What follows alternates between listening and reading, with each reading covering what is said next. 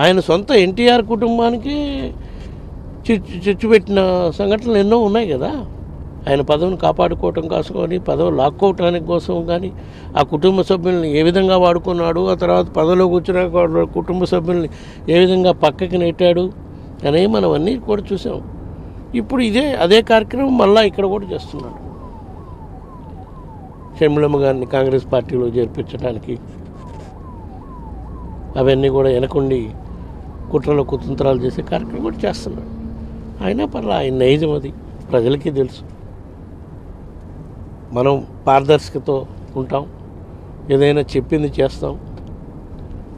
మా ముఖ్యమంత్రి గారు జగన్మోహన్ రెడ్డి గారు దాన్నే నమ్ముతారు. ఎందుకంటే ఒకటే, స్వర్గీయ రాజశేఖర రెడ్డి గారు కూడా చెప్పేవాడు, చంద్రబాబు నాయుడు ఆయనకి క్రెడిబిలిటీ లేదు. చంద్రబాబు నాయుడు ఏది చెప్పినా ప్రజలు నమ్మరు. మా నాయకుడికి జగన్మోహన్ రెడ్డి గారికి మాట చెప్తే చేస్తాడు, విలువలకు కట్టుబడి ఉంటాడు అనే నమ్మకం ఉంది.